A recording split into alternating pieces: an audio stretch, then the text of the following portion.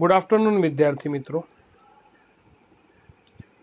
ધોરણ 11 વાણિજ્ય વ્યવસ્થા અને સંચાલન પ્રકરણ 4 માહિતી સંચાર ઈ કોમર્સ અને આઉટસોર્સિંગ. આ પ્રકરણમાં આપણે માહિતી સંચારનો અર્થ અને વ્યાખ્યા અને પ્રક્રિયા પણ જોઈશું. ઇન્ટરનેટનો અર્થ, એમાં ઈ કોમર્સનો અર્થ કાર્યક્ષેત્ર, ઈ કોમર્સના સફળ અમલીકરણ માટેના જરૂરી સાધનો, ઓનલાઈન વ્યવહારો કેવી રીતે થાય છે, નાણાં ચૂકવણીની પ્રક્રિયા, વ્યવહારોની સલામતી અને સુરક્ષા, આઉટસોર્સિંગ, એમાં બીપીઓનો ખ્યાલ સમજીશું, બિઝનેસ પ્રોસેસ આઉટસોર્સિંગ, અને કેપીઓ નોલેજ પ્રોસેસ આઉટસોર્સિંગનો ખ્યાલ, જરૂરિયાત અને કાર્યક્ષેત્રનો અભ્યાસ કરીશું. પ્રસ્તાવિકા પૂર્વ ભૂમિકા સાથે આપણે ચર્ચા શરૂ કરીએ. વર્તમાન પરિસ્થિતિમાં ધંધામાં હરીફાઈનું પ્રમાણ ખૂબ વધી ગયું છે. ગળાકાપ હરીફાઈ જોવા મળે છે. તમે તમારા ટેલિવિઝન પર જોઈ શકો છો કે કેટલી બધા એડવર્ટાઇઝિંગ્સ આવે છે. એક જ પ્રોડક્ટની ઘણી બધી એડવર્ટાઇઝિંગ આવે છે, અને કોઈ સિરિયલ કે તમે કોઈ મૂવી જોતા હોય તેના બ્રેકની અંદર વિજ્ઞાપનનો મારો જોવા મળે છે, અને તમારા માનસ પર એક અસર ઊભી કરવામાં આવે છે કે અમારી પ્રોડક્ટ સારી. એક જ પ્રકારની પ્રોડક્ટ, ટૂથપેસ્ટ હોય તો એની રેન્જ ઘણી બધી છે, ઘણી બધી બ્રાન્ડ છે. પીણા હોય તો એની ઘણી બધી બ્રાન્ડ છે, સોપ હોય વગેરેની તમે જાણો છો. એટલે હરીફાઈ, ગળાકાપ હરીફાઈ છે. આ હરીફાઈના યુગમાં ધંધાના વિકાસ માટે માનવ સંસાધનો જેવા પરિબળો અગત્યના બન્યા છે. હરીફાઈમાં ટકી રહેવા માટે ઊંચી ગુણવત્તાવાળી વસ્તુઓની નીચી પડતર કિંમત, માલની ઝડપી હેરફેર તથા ગ્રાહકની વધુ સારી સેવા જેવી બાબતો ધંધાકીય એકમો માટે અગત્યની છે. એટલે કારણ બતાવ્યું કે હરીફાઈમાં ટકવા માટે અને ધંધાનો વિકાસ કરવા માટે તમારી પાસે સ્કિલ, કેળવાયેલા, કુશળ આપણે માણસો હોવા જોઈએ, એટલે માનવ સંસાધનો હોવા જોઈએ. એટલે મહત્ત્વનું બની ગયું. આ ઉપરાંત તમારી ગુણવત્તા ઊંચી હોવી જોઈએ, વસ્તુની પડતર કિંમત નીચી હોવી જોઈએ, ઝડપી હેરફેર માલની થવી જોઈએ, ગ્રાહકને વધુ સારી સેવા જેવી બાબતો ધંધાકીય એકમો માટે અગત્યની બની છે. માહિતી સંચારના સાધનો દ્વારા માહિતી સંચારની પ્રક્રિયા ધંધાકીય એકમ માટે અત્યંત જરૂરી બની જાય છે. ધંધાકીય એકમના અન્ય એકમો તથા ગ્રાહકો સાથેના વ્યવહારો માટે ઈ કોમર્સની વ્યવસ્થા અસ્તિત્વમાં આવી. ઇલેક્ટ્રોનિક કોમર્સ, પાછળથી આ મુદ્દાનો આપણે અભ્યાસ કરીશું. એટલું જ નહીં, પરંતુ ધંધાના આંતરિક કાર્યો બહારના સ્ત્રોત દ્વારા, સોર્સિસ દ્વારા સરળતાથી થઈ શકે તે માટે આઉટસોર્સિંગ આવ્યું.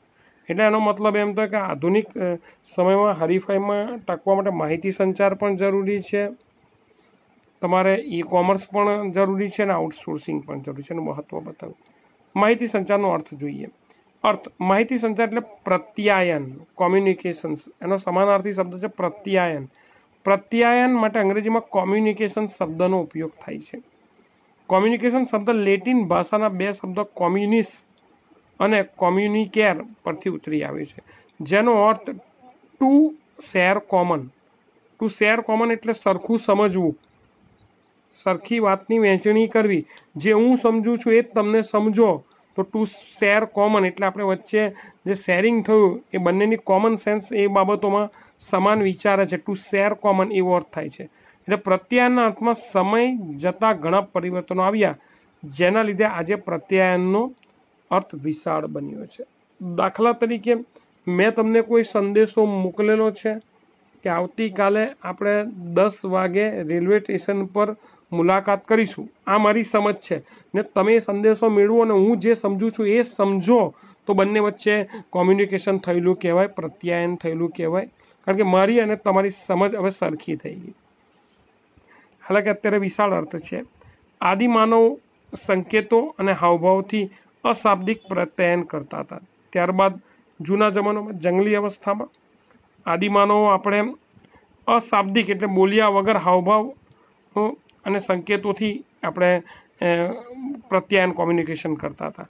ત્યારબાદ બોલી સ્વરૂપે ભાષાનો ઉપયોગ માહિતી સંચારમાં થવા લાગ્યો. વિજ્ઞાન, ટેકનોલોજીના વિકાસના પરિણામે ભાષા અને સંજ્ઞાનો ઉપયોગથી પ્રસારણના વિવિધ માધ્યમો દ્વારા માહિતી સંચાર ઝડપી અને સરળ બન્યો. માહિતી સંચાર એ દ્વિમાર્ગી પ્રક્રિયા છે. બે ધ્રુવ હોય છે, એક સંદેશો મોકલનાર અને એક સંદેશો મેળવનાર. બરાબર છે, દ્વિમાર્ગી પ્રક્રિયા છે.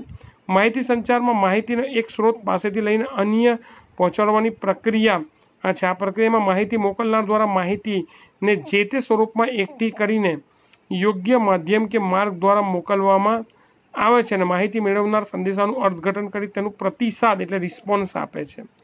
આમ માહિતી સંચારમાં માહિતી ખ્યાલો, સંવેદનાઓ, લાગણીઓ કે સૂચનાઓનું બે કે તેથી વધુ વ્યક્તિઓ વચ્ચે આદાન પ્રદાન થાય છે. તમે આ વ્યાખ્યા લખી શકો કે માહિતી સંચાર એટલે માહિતી હોય, એમાં ખ્યાલો હોય, સંવેદનાઓ હોય, લાગણીઓ હોય કે સૂચનાઓ હોય નું બે કે તેથી વધુ વ્યક્તિઓ વચ્ચે આદાન પ્રદાન કરવાની પ્રક્રિયાને માહિતી સંચાર કહેવામાં આવે છે.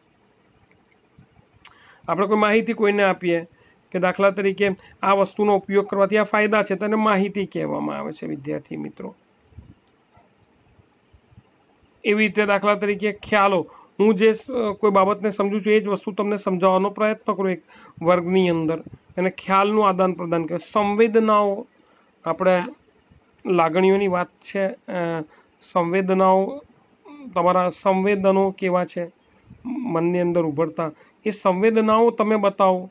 બરાબર છે કે દાખલા તરીકે સંવેગો હોય છે, હર્ષ હોય છે કે ખીનતા હોય, ઉદાસીનતા હોય, ગુસ્સે થયા હોય, શાંત હોય વગેરે વગેરે. સંવેગો, સંવેદનાઓને બધા. લાગણીઓ તમારી કેવી છે, ઉર્મિઓ, તમારી લાગણીઓ, બરાબર છે, એ દયાની લાગણી હોય, બરાબર છે.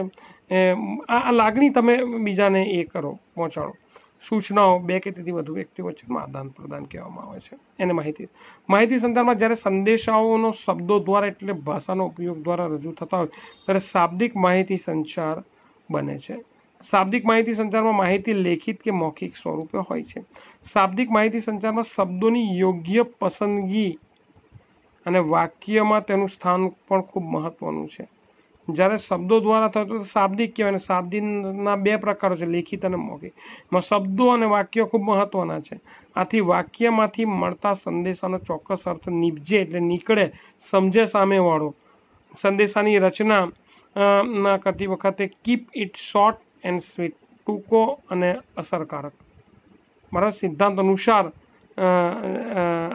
અનુસરવા જેવો છે. સંદેશો ટૂંકો અને સરળ હોવો જોઈએ. Keep it short and sweet. માહિતી સંચારમાં શબ્દ રહિત માહિતી મોકલવામાં અને મેળવવામાં આવે છે ત્યારે તેને અશાબ્દિક માહિતી સંચાર બને છે. આ પ્રકારના માહિતી સંચારમાં માહિતીની આપલે ઈશારા દ્વારા થાય. આપણે ઈશારા કરીએ છીએ, બગર બોલીએ, ઘરમાં તમને ખબર જ છે, બહાર પણ કરીએ.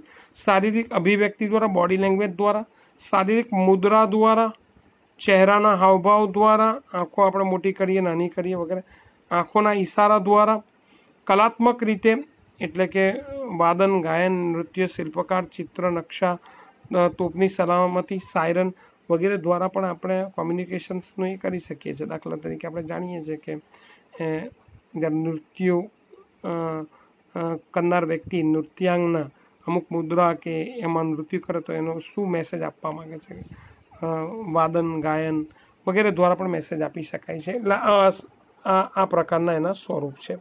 માહિતી સંચારની વ્યાખ્યા આપણે જોઈએ. વિચારો, અભિપ્રાયો કે માહિતીનું વક્તવ્ય, લખાણ કે સંજ્ઞાઓ દ્વારા સંદેશાની આપલે એટલે માહિતી સંચાર. ઉપરની એક વ્યાખ્યા જોઈ ગયા, અહીં એક બીજી વ્યાખ્યા આપણે વિદ્યાર્થી મિત્રો જોઈ ગયા.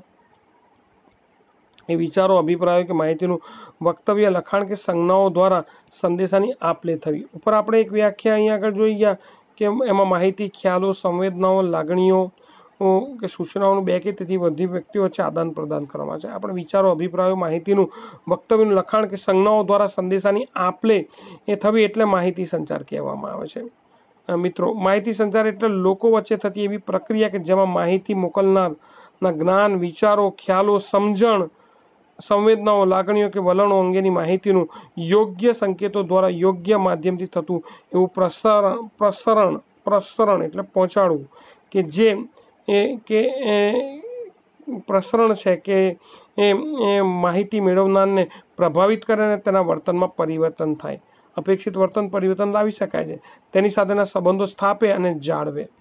આ બીજી વ્યાખ્યા છે. માહિતી સંચાર એટલે આપણા વિચારો બીજાના મગજમાં દાખલ કરવા. આમાંથી કોઈ પણ એક વ્યાખ્યા તમે લખી શકો છો. માહિતી સંચારની પ્રક્રિયા આપણે જોઈએ. માહિતી આધાર સામગ્રી એટલે ડેટા પર આધારિત પ્રક્રિયા કર્યા બાદ મળતી નીપજ એટલે માહિતી છે. ઉદાહરણ તરીકે એક વસ્તુના 5 સ્થળેથી ભાવ લેવામાં આવે તો આ ભાવ એ ડેટા કહેવાય, કાચી માહિતી કહેવાય. પરંતુ તેમાં સૌથી ઓછા ભાવ, સૌથી વધુ ભાવ જેવી વિગતો એ માહિતી છે. હવે તમે એટલે આપણો ઉપરનો મુદ્દો તમે સમજી લો પહેલાં કે આધાર સામગ્રી પર પ્રક્રિયા કરવામાં આવે છે. દાખલા તરીકે ટેલિવિઝનના મોડલો કયા કયા છે એ આપણા માટે માહિતી છે. પછી ટેલિવિઝનના મોડલોનું આપણે એના લક્ષણો, એના પ્રાઇસ પ્રમાણે, એની સાઇઝ પ્રમાણે બાયફર્ગેશન કરીએ તો એ તમારા માટે માહિતી બને છે, કારણ કે હવે તમે એની પર પ્રક્રિયા કરી.